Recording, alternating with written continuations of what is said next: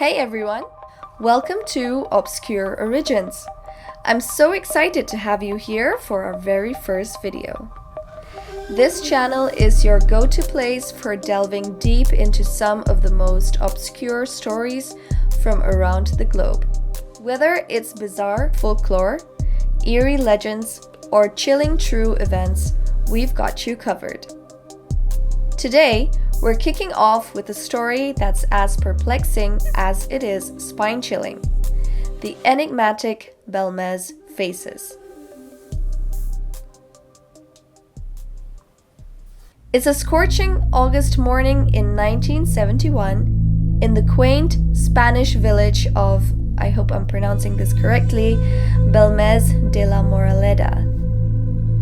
An elderly woman is in her kitchen with her young grandchild when suddenly the child starts giggling and pointing at the floor. Curious, the grandmother looks down and freezes in terror. There on the pink tiles is a human face staring back at her. Not painted, not etched, just an eerie, sorrowful face on the floor. Naturally, the family is freaked out. They try scrubbing it away, but to their horror, the face only seems to become more pronounced, the eyes more hauntingly sad. Deciding it must be a weird fluke, they tear up the tiles and lay down fresh concrete. Problem solved, right? Wrong. Within weeks, another face appears, this time even clearer than the first. Word spreads like wildfire through the village. People from neighboring towns flock to witness this strange phenomena firsthand, and local authorities, sensing something beyond their understanding, step in. They order sections of the floor to be cut out and excavated. But the faces kept appearing in different parts of the house, and experts from various fields descended upon Bélmez. Scientists, historians, and paranormal investigators try to unravel the truth behind the faces. They conduct tests, analyze the concrete, and even install ultra-sensitive microphones to capture any unusual sounds. Despite decades of scrutiny and numerous theories, from elaborate hoaxes to supernatural occurrences, no one can definitively explain the Bélmez faces. Fast forward to 2014, and the mystery takes another twist. An investigative journalism TV show gets involved, and they bring in the big guns.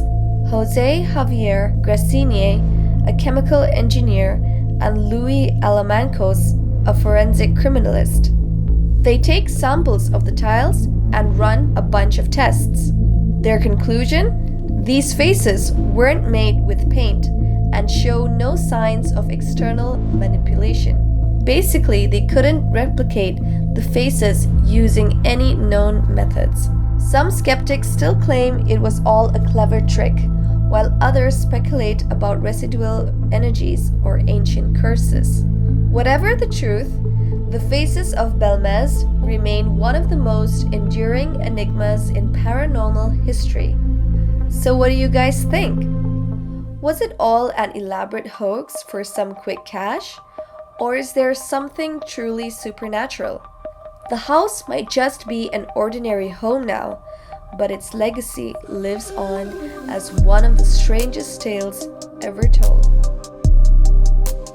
Now that we've uncovered the chilling mystery of the Bélmez faces, let's delve into another story that takes us to a different time and place, where a doctor's encounter with a young girl challenges his understanding of reality and the supernatural. Imagine Philadelphia in the late 1800s. It's a city fueled by industry, yet cloaked in shadows. Dr. Silas Mitchell, renowned for his work in medical neurology, had just sat down on his favorite armchair after a long day. As he was just beginning to doze off, A persistent ringing shattered the silence. Tired and a bit annoyed, Dr. Mitchell answered the door to find a young girl staring back at him. She was soaking wet from head to toe and holding on to a thin shawl. She pleaded for help, informing the doctor that her mother was seriously ill and that they stayed nearby. Despite his exhaustion, Dr. Mitchell grabbed his medical bag and followed the girl through the snowy streets to a rundown building. Inside, he found an elderly woman in bed with pneumonia. Dr. Mitchell's heart filled with emotion at the girl's devotion. But when he mentioned this, the woman looked at him confused. She then whispered that her daughter had passed away a month ago. Dr. Mitchell, who's obviously freaking out right now, turned and saw the shawl and shoes the girl had worn neatly folded in a corner by the door. They were completely dry, and there was no sign of the girl who had led him there. It was like she had disappeared into thin air. Over 100 years later, in 2011, researchers traced the origins of this tale back to Dr. Mitchell himself. He had shared the story during a medical conference with fellow doctors. In his writings from that period, Mitchell mentioned feeling haunted by the tale as it continued to captivate both believers and skeptics alike. Was it a spirit guiding Mitchell to her sick mother, or perhaps a vivid dream brought on by exhaustion? Feel free to share your thoughts in the comment section below.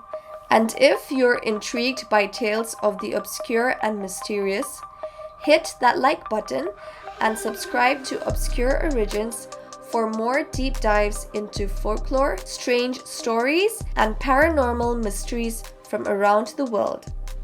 We're just starting out, and your support would go a long way in helping this channel. Thanks for watching, and remember, keep questioning the unknown. Stay curious, and I'll see you in the next video.